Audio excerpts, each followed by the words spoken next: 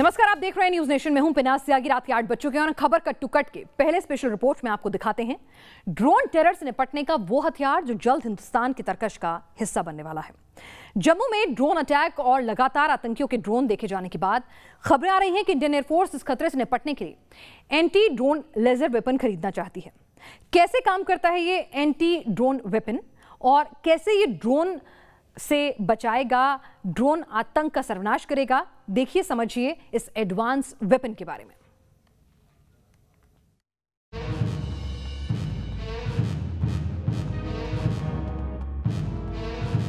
1, 2, 3, 4 आसमान से उड़ते आतंक की ताकत और तादाद कितनी ही क्यों ना हो, जब जमीन से लेजर फायर होता है तो बारूदी ड्रोन के हवा में ही परखच्चे उड़ जाते हैं। कुछ ऐसे ही होते हैं वो एंटी ड्रोन वेपन जिन पर अब भारत की नजर है। वजह है सरहद पार से पल रहा आतंक, जिसने अब ड्रोन को अपना हथियार बना लिया है।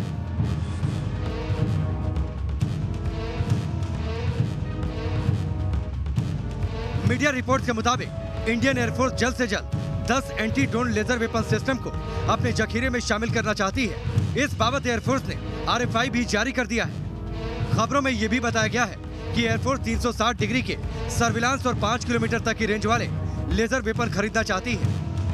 अब आपको बताते हैं कि आखिर ये anti drone laser weapon system काम कैसे करते हैं। दुनिया में मौजूद अधिकतर anti drone laser weapon radar की तरह इंफ्रारेड और मोशन स्कैनिंग पर काम करते हैं। जैसे ही वेपन सिस्टम के सेंसर पर किसी ड्रोन के आने की खबर मिलती है तो ड्रोन सबसे पहले उस ड्रोन की दूरी और फिर ड्रोन की रफ्तार को कैलकुलेट कर लेता है। एक बार जब टारगेट की स्पीड और उसकी ट्रेजेक्ट्री का पता चल जाता है तो ड्रोन से लेजर फायर की जाती है जो टेरर ड्रोन को गिरा देती है। खास बात यह है कि ऐसे एंटी ड्रोन लेजर सिस्टम एक वक्त में 1 या 2 नहीं बल्कि मल्टीपल टारगेट्स को निशाना बनाते हैं।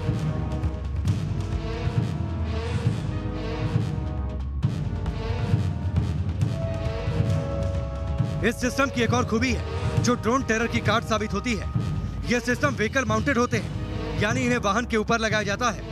जरूरत पड़ने पर इस सिस्टम को फौरन स्टेशनरी से मोशन में लाया जा सकता है, यानी सड़क पर सफर करते हुए भी ये लेजर वेपन सिस्टम आसमान से आते ड्रोन के खतरे को नेस्तनाबूद कर सकते हैं। Team news nation. हिंदुस्तान आज एंटी ड्रोन सिस्टम खरीदने की तरफ बढ़ रहा है, लेकिन दुनिया के कई मुल्क पहले से anti drone laser weapon system पर काम कर रहे हैं और कई देशों ने इन्हें अपनी फौज का हिस्सा भी बना लिया है। इन एंटी ड्रोन सिस्टम में सबसे आगे है इजराइल का स्मैश 2000। स्मैश 2000 दरअसल एक राइफल है जिसमें ड्रोन को ट्रैक करने का सिस्टम लगा होता है। ड्रोन की स्पीड और उसकी दिशा देखकर राइफल से फायर किया जाता है और गोली ड्रोन को गिरा देती है।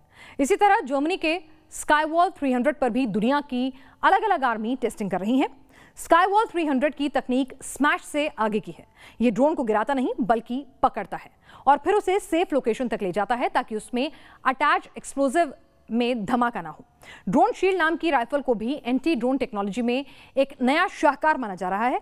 इस राइफल से दरअसल सैनिक जो सोनिक रेंज निकलती हैं वो आसमान में उड़ते ड्रोन के सर्किट और उसके ट्रांसमिटर मैकेनिज्म को जाम कर देते हैं और ड्रोन सीधे जमींदोज हो जाता है।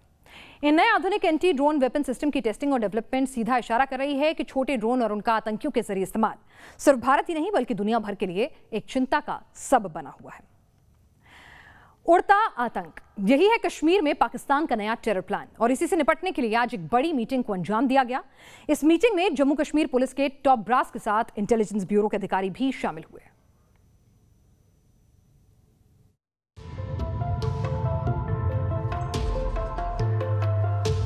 उड़ता आतंक, यही है आतंक का वो नया हथियार जिससे दो हाथ करने की कवायद युद्ध स्तर पर शुरू हो चुकी है। पहले ड्रोन के जरिए आतंकियों को हथियार सप्लाई करने की वारदात का खुलासा हुआ, फिर जम्मू एयरबेस पर ड्रोन से IED अटैक किया गया और उसके बाद एक पाकिस्तान से आए ड्रोन नजर आए। आतंक की इस नई शक्ल से निपटने के लिए एयरफोर्स समेत पुलिस सिस्टम भी पूरी तरह अपनी कमर कस चुका है। एंटी ड्रोन वेपन सिस्टम से लेकर ड्रोन ट्रैकिंग के लिए मुकम्मल इंतजाम किए जा चुके हैं, लेकिन ड्रोन टेरर के खिलाफ किलेबंदी यहीं खत्म नहीं होती। पुलिस और फौज ने LOC के नजदीक गांव तक अपनी पहुंच बनाई है ताकि स्थानीय लोगों से संदिग्ध ड्रोन एक्टिविटी का पता लगाया जा सके। जम्मू एयरफोर्स स्टेशन पर हुए ड्रोन हमले के बाद लगातार अब अलग अलग जगह पर ड्रोन जो हैं वो स्पॉट हो रहे हैं। इसके बाद अब जो पुलिस और प्रशासन है वो यहाँ पर काफ़ी सतर्क हो गया है। तो देख सकते हैं कि यहाँ पर ये हम लोग बैंक लाड का इलाका पड़ता है जो बिल्कुल बॉर्डर के नज़दीक है, और गांव के लोगों को इस समय ये ड्रोन जो है उसका डेमो जो है वो यहाँ पर दिया जा रहा है। लगातार ये दिखाया जा रहा है कि अगर उनको उनके गाँव से यहाँ पर पाकिस्तान की तरफ से आता हुआ कोई भी ड्रोन इस तरह का दिखता है तो उसकी तुरंत सूचना जो है वो यहाँ पर पुलिस को दें। उसी को लेकर लगातार ये डेमो जो है वो यहाँ पर दिया जा रहा है। एलओसी और इंटरनेशनल बॉर्डर पर बसे लोग दरअसल फौज और पुलिस की आंख और कान माने जाते हैं। अगर सरहद पर कोई भी संदिग्ध हरकत होती है तो सबसे पहले खबर इन्हीं को लगती है। जम्मू एयरफोर्स बेस पर हुए ड्रोन अटैक में भी सामने आया था कि पाकिस्तान से आए ड्रोन के जरिए हमले को अंजाम दिया गया था। इसी वजह से स्थानीय लोगों को न सिर्फ ड्रोन को पहचानना बल्कि उसकी टाइमिंग, स्पीड और रूट को भी समझने की जानकारी दी जा रही है। इस समय हम जम्मू के सांबा इलाके में मौजूद हैं, जहां पर इंटरनेशनल बॉर्डर पर यहाँ पर जो गांव के लोग हैं उनको एक डेमो जो है वो यहाँ पर ड्रोन का दिया जा रहा है। दरअसल जिस तरीके से ड्रोन का अटैक एयरफोर्स स्टेशन में हुआ है और उसके बाद कई ड्रोन जो हैं वो अलग अलग इलाकों में यहाँ पर देखे गए हैं, उसके बाद यहाँ पर जो गांव के लोग हैं उनको अवेयर किया जा रहा है कि अगर वो पाकिस्तान की तरफ से किसी भी तरह का कोई भी ड्रोन आते हुए यहाँ पर देखते हैं तो उनको यहाँ पर तुरंत जो है वो यहाँ पर पुलिस को इन्फॉर्म करना है। अब तक जो गाजा में हमास कर रहा था वही अब कश्मीर में आतंकी कर रहे हैं, यानी सरहद की लकीरों के पार से टेरर अटैक। और यही वजह है कि इस हाइब्रिड आतंकों को चलने के लिए एजेंसियों को भी रणनीति बदलनी पड़ी। Team news nation. दुनिया में करोड़ों लोग कोरोना जैसी घातक बीमारी से जूझ रहे हैं, लेकिन कई लोग पोस्ट कोविड यानी कोरोना के ठीक होने के बाद भी घातक बीमारियों का शिकार हो रहे हैं। अब देश में एक और बीमारी है जो पोस्ट कोविड सामने आ रही है। इस आफत का नाम क्या है और ये कैसे सरकार और आम लोग दोनों को टेंशन में डाल रही है? क्या होता है बोन डेथ, देखिए इस रिपोर्ट में। कभी दिमागी बीमारी, कभी दिल का रोग, कभी मांसपेशियों में दर्द, तो कभी आंखों पर असर और अब हड्डियों का गलना। कोरोना जो ना बीमारी में बख्शे और ना बीमारी के बाद इंसान महामारी से बच निकला, उसको कोरोना के साइड इफेक्ट से होने वाली कई घातक बीमारियों ने अपनी चपेट में ले लिया। और अब कोरोना से रिकवर कर रहे मरीजों में एक और बीमारी के दस्तक से सनसनी फैल गई है। इस नई आफत का नाम है एवेस्कुलर नेक्रोसिस यानी बोन डेथ। ये एक ऐसी मेडिकल कंडीशन है जिसमें इंसान की हड्डियां गलने लगती हैं। बोन डेथ कितनी बड़ी परेशानी है और कोरोना से ठीक हो चुके लोगों की हड्डियों की गलने की वजह क्या है वो भी आपको बताएंगे। लेकिन पहले जानिए भारत में बोन डेथ के केस आखिर मिले कहां। एवेस्कुलर नेक्रोसिस यानी बोन डेथ का पहला मामला सामने आया है मुंबई से। मुंबई में बोन डेथ के अब तक 3 मामले सामने आए हैं। जो 3 लोग बोन डेथ से ग्रसित हैं उनकी उम्र 40 के नीचे है और इन सभी का इलाज हिंदुजा अस्पताल में चल रहा है। इन मरीजों को फीमर बोन यानी जांघ की हड्डी में दर्द की शिकायत थी। भले बोन डेथ के केस मुंबई में मिले हैं, लेकिन डॉक्टरों की माने तो देश के कई राज्यों में अगले कुछ दिनों में एवेस्कुलर नेक्रोसिस यानी बोन डेथ के मामले बढ़ सकते हैं। गूगल इंफॉर्मेशन से मेरे पास पहुंचे, फिर मैंने ट्रीटमेंट दिया और ठीक होने लगे। जब ठीक होने लगे तब मैंने इसका पब्लिकेशन किया BMJ में, ब्रिटिश मेडिकल जर्नल में। तब से और अब 3 महीने तो लग ही जाते हैं पब्लिकेशन होने में। तब से मैंने 20 और केस देखे हैं और जब से कल से इसकी हवा फैली है, तमाम मेरे 20-50 लोगों ने मुझे फ़ोन किया है कि डॉक्टर साहब हमारे पास भी केसेस हैं, हमारे पास भी 3 हैं cases, 8 cases. So this is the tip of the iceberg. Bone death की वजह स्टेरॉइड का ओवरडोज। कोरोना को मात दे चुके लोगों में बोन डेथ के मामले सामने आने की सबसे बड़ी वजह जो बताई जा रही है वो है स्टेरॉइड्स। एवेस्कुलर नेक्रोसिस से ग्रसित होने के पीछे स्टेरॉइड को एक बड़ा फैक्टर माना जा रहा है।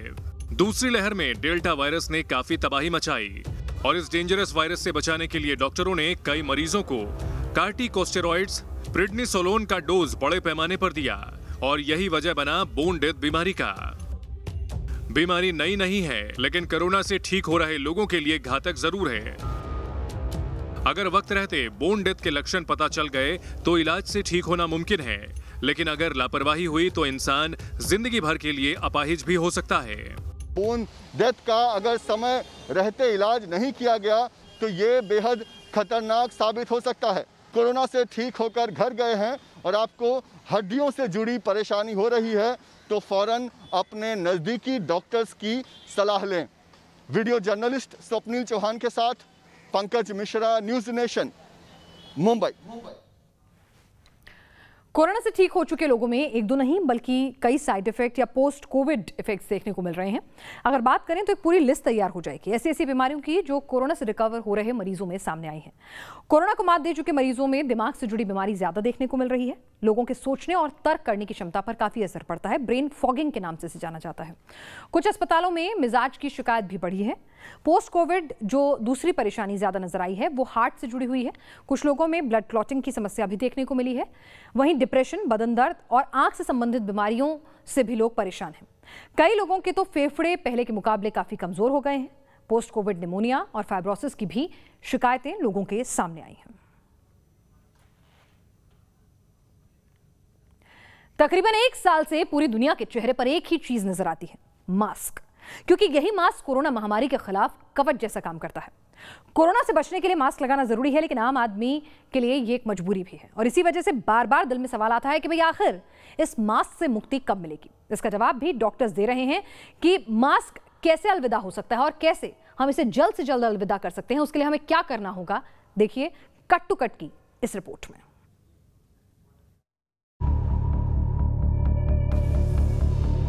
मास्क से मुक्ति कब मिलेगी? कब तक चेहरे पर कोरोना वाला नकाब रहेगा? क्या करें कि मास्क ना पहनना पड़े?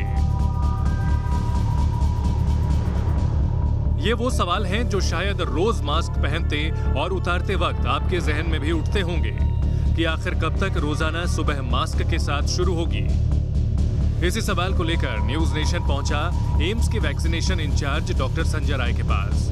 और डॉक्टर संजय राय ने साफ कहा, नियमित तरीके से मास्क हटाया जा सकता है। मास्क की अनिवार्यता कब खत्म होगी? जब रिस्क कम होगा, इन्फेक्शन का की ट्रांसमिशन का रिस्क कम है। रिस्क कब कम होगा? जब ज़्यादातर लोग प्रोटेक्टेड हो जाएंगे। दिल्ली में जिस तरीके से केसेस कम गए, उसका एक सबसे बड़ा कारण जो है ये लगता है कि नेचुरल इन्फेक्शन जो है काफ़ी लोगों को हो गया था और नेचुरल वे में कंट्रोल ऐसे ही होता है।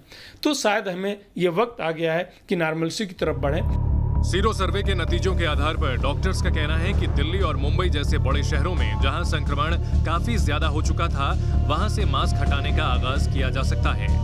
लेकिन कब, इसका जवाब छिपा है कोविड बिहेवियर के अंदर।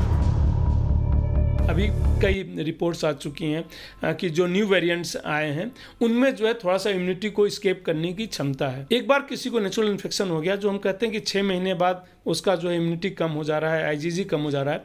अगर आप बार बार उनको एक्सपोजर होगा तो आईजीजी लेवल जो है, क्योंकि शरीर की इम्यून सिस्टम जो है उस वायरस को मारने के लिए एक्टिवेट होता है, तो आपका आईजीजी लेवल ग्रेजुअली बढ़ता रहेगा। तो जिनको एक बार नेचुरल इन्फेक्शन हो गया, इवन अगर वो मास्क नहीं पहनते हैं तो उनको ज़्यादा बेनिफिट होगा, मैं ये कह सकता हूँ। बार बार वायरस के अंदर होता म्यूटेशन, यही है वो खतरा जिसके चलते सीधे एक झटके में मास्क को हटाया नहीं जा सकता। डेल्टा से म्यूटेट होकर भारत में कोरोना डेल्टा प्लस में तब्दील हो चुका है और अब लैम्डा वेरिएंट का खतरा भी मंडरा रहा है। इसलिए अगर मास्क से मुक्ति चाहिए तो कोविड के एहतियातों को अमल में रखें, ताकि जल्द से जल्द संक्रमण का रेट कम हो और चेहरे पर लगे इस मजबूरी के नकाब से निजात मिल सके। Team news nation.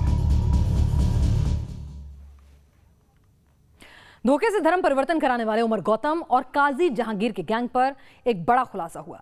इस खुलासे के बारे में जिस किसी ने सुना वो सन्न रह गया, क्योंकि इस पर्दाफाश से सामने आया धर्म परिवर्तन गैंग और एंटी एनआरसी प्रोटेस्ट का कनेक्शन। एंटी एनआरसी प्रोटेस्ट और धर्म परिवर्तन का क्या था कनेक्शन, देखें।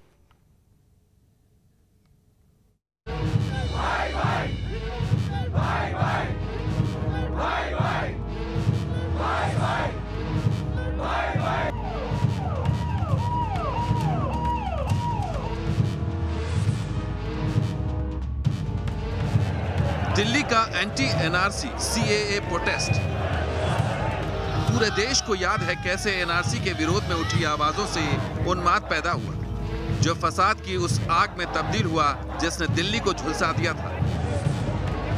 जब शाहीन बाग से लेकर दिल्ली के अलग अलग इलाकों में एंटी एनआरसी प्रोटेस्ट चल रहा था, ठीक उसी वक्त धर्म परिवर्तन के गैंग के उमर गौतम और काजी जहांगीर जैसे गुर्गे अपने काले इरादों को अमली जामा पहना रहे थे। न्यूज नेशन आज करने जा रहा है धर्म परिवर्तन की इसी साजिश का पर्दाफाश। शाहीन बाग हो या फिर जामिया के बाहर एंटी एनआरसी प्रोटेस्ट, लगातार बड़े नाम सामने आते जा रहे थे। खासतौर पे विदेशी फंडिंग जो थी उसके मामले सामने आते रहे, लेकिन ये किसी को पता नहीं था कि इन प्रदर्शनों की आड़ में उमर गौतम अपना इस्लामिक दावा सेंटर, उसमें अपनी गतिविधियां लगातार चला रहा था। न्यूज नेशन को सूत्रों से मिली जानकारी के मुताबिक इन प्रदर्शनों के बीच इस्लामिक दावा सेंटर से जुड़े लोग दूसरे धर्म के उन लोगों को टारगेट कर रहे थे जो प्रदर्शनों के समर्थन में उतरे थे। न्यूज नेशन को मिली जानकारी के मुताबिक प्रदर्शनों के बीच ही इस्लामिक दावा सेंटर ने 300 लोगों का धर्म परिवर्तन कर उन्हें मुसलमान बना दिया था। जिन गैर मुस्लिमों का धर्म परिवर्तन कर मुसलमान बनाया गया था, उनका पूरा रिकॉर्ड भी रखा जाता था। अब जांच एजेंसियां इन लोगों को तलाश रही हैं ताकि ये पता चल सके कि एंटी एनआरसी प्रोटेस्ट के दौरान वाकई कितने लोगों को उमर गौतम ने इस्लाम कबूलने के लिए बरगलाया था।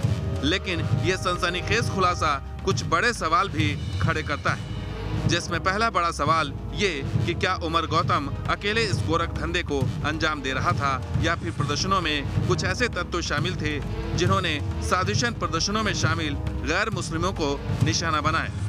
हजारों की भीड़ में अकेले धोखे से धर्म परिवर्तन को अंजाम देना आसान नहीं। इसी वजह से माना यह भी जा रहा है कि प्रदर्शनों में उमर गौतम के साथियों ने एंट्री की और फिर उमर गौतम के लिए धर्म परिवर्तन का रास्ता खोला। प्रदर्शनों के दौरान उमर गौतम रोजाना 10 से 12 सभाएं कर रहा था। यह मुमकिन नहीं कि प्रदर्शनों के आयोजकों की नजरों में आए बिना ऐसे आयोजन हो सके। तो क्या इन प्रदर्शनों के मास्टरमाइंड भी उमर गौतम के साथ मिले हुए थे? एंटी एनआरसी प्रोटेस्ट में उमर गौतम के धर्म परिवर्तन नेक्सस को शक के कटघरे में एक और बड़ा खुलासा खड़ा करता है। यह खुलासा है उमर गौतम की फंडिंग का। एंटी सीए प्रोटेस्ट के नाम पर चंदे का बड़ा खेल रचा जा रहा था। इस्लामिक दावा सेंटर के तमाम संस्थाओं में पैसे की भरमार होती जा रही थी। विदेशी फंडिंग में अगर मिडिल ईस्ट की बात की जाए तो मिडिल ईस्ट से पैसा आ रहा था, साथ में ब्रिटेन से और अमेरिका से भी कहीं ना कहीं इस फंडिंग के तार जुड़े हुए थे। कुल मिलाकर के सवाल यही है कि क्या ऐसे पैसे का इस्तेमाल जो विदेश फंडिंग के तौर पे आ रहा था उमर गौतम की तमाम संस्थाओं में, उसको लेकर के क्या देश में अराजकता फैलाने का एक बड़ी साजिश कहीं ना कहीं बुनी जा रही थी? सवाल बहुत है, लेकिन जवाब के लिए जांच का इंतजार करना होगा। मोहम्मद उमर गौतम की गिरफ्तारी को आज 15 दिन से ज्यादा का वक्त बीत चुका है और हर नया दिन धोखे से धर्म परिवर्तन की क्राइम का नया पन्ना सामने ला रहा है, जो साबित करता है कि धर्म परिवर्तन के इन गुर्गों की जड़ें काफी गहरी थी और इनकी पहुंच भी लंबी थी। Team news nation. एक बदमाश ने पहले दबंगई दिखाई और जब सामने आई पुलिस तो बन गया भीगी बिल्ली। कुछ ऐसा ही हुआ है गाजियाबाद के मुरादनगर में, जहां एक नेता ने सरेआम पिस्तौल निकाल ली, लेकिन जब खाकी ने एक्शन लिया तो जनाब थाने में दुम दबाए बैठे नजर आए।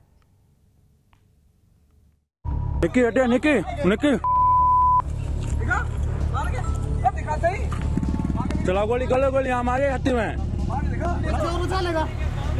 मरना। सड़क पर पिस्टल लहराने से लेकर हवालात में भीगी बिल्ली बनना, इस शख्स की कहानी उस फिल्मी विलन की तरह है जो पहले तो शेर बनकर गांव में दहशत मचाता है, लेकिन जैसे ही हीरो यानी खाकी का डंडा पड़ता है तो ये शेर चूहा बन जाता है। क्या हुआ, क्यों हुआ, ये जानने के लिए इस वीडियो के एक एक फ्रेम को गौर से देखिए।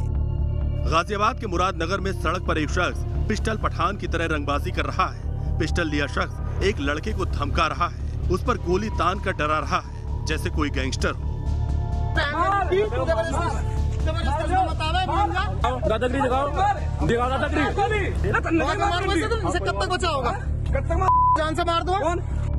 सरेआम दबंगई कर रहे शख्स का नाम है आर्यन यादव और ये ग्राम प्रधान का चुनाव लड़ चुका है। आर्यन बार बार गोली चलाने की धमकी देता है और इस बीच एक और शख्स दोनों की लड़ाई छुड़ाने की कोशिश करता है। काफी देर तक सड़क पर यह हाई वोल्टेज ड्रामा चलता है और फिर दोनों शख्स एक साथ बिना डरे बंदूकबाज आर्यन पर टूट पड़ते हैं गोली छीनने के लिए। और इसी बीच एक आवाज आती है, गोली नहीं है इसमें। मैंने की गोली ना है, गोली ना इसमें। लेकिन तभी गोली चल जाती है। हालांकि गनीमत रही कि गोली किसी को लगी नहीं। लेकिन इस पिस्टल कांड में असल ट्विस्ट तो अब आता है जब किसी शख्स ने इस दबंग का वीडियो वायरल कर दिया। गाजियाबाद में हुए गोली कांड की गूंज लखनऊ तक पहुंच गई और फिर खाकी एक्शन में आई और इस दबंग को उठाकर हवालात ले आई। जनाब के सिर पर कुछ दिन पहले तक पिस्टल की सनक सवार थी। इंसान को इंसान नहीं मान रहे थे, लेकिन जब कानून से आमना सामना हुआ तो ये दबंग किसी सड़क छाप चोर की तरह हवालात में घुटने टेके बैठा था। Team news nation. तो खबर के टिकट में आज के लिए बस इतना ही। देश और दुनिया की तमाम अहम खबरों के लिए आप देखते रहिए न्यूज़ नेशन।